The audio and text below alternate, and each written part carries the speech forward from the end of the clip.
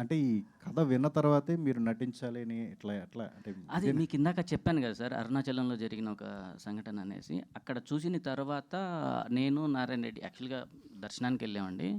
వెళ్ళిన తర్వాత అక్కడ చూస్తే ఆ పెద్దాయనను చూసిన తర్వాత ఒక చిన్న ఆలోచన వచ్చిందండి.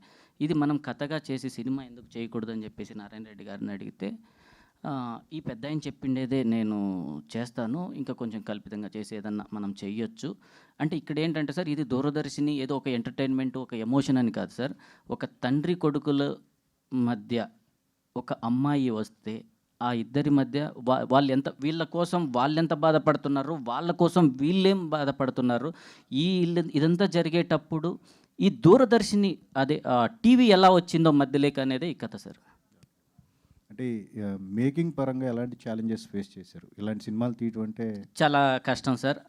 ప్రాపర్టీస్ కానీ, ఆ లొకేషన్స్ కానీ, కాస్ట్యూమ్స్ కానీ, ఇవన్నీ చాలా కష్టపడి చేసుకున్నాం సార్. సార్ సినిమా అంటే ఒకరి వల్ల కాదు సార్. సినిమా ఏదో చేశాము అంటే చేశాము. నా సపోర్టర్స్ ప్రతి ఒక్కరు, ఒక యాక్టర్ దగ్గర నుంచి, ఒక ఆర్ట్ డిపార్ట్మెంట్ దగ్గర నుంచి, ఒక అసిస్టెంట్, ప్రతి ఒక్కరు కష్టపడ్డారు సార్ ఇందులో. వాళ్ళది అనుకొని కష్టపడ్డారు సార్ ఇక్కడ.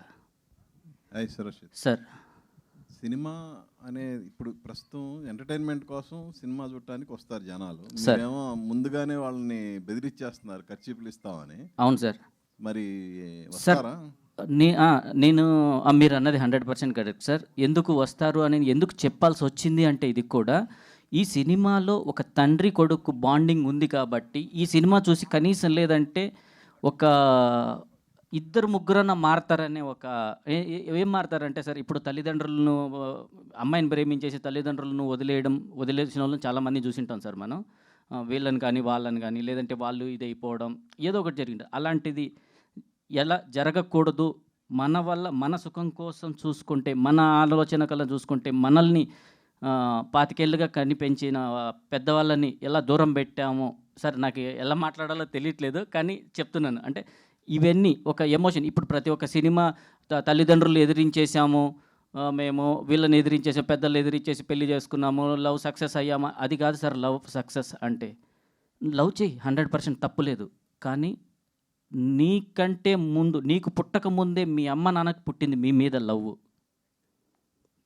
మీకు పుట్టక ముందే మీ అమ్మ నాన్నకి పుట్టింది మీ మీద లవ్. ఆ లవ్ని కాదని నీ వరకు, నీ ఒక్కడి కోసం నీ ఫ్యామిలీ ఎంత సఫర్ అవుతుందో అనేది దూరదర్శన్ సార్.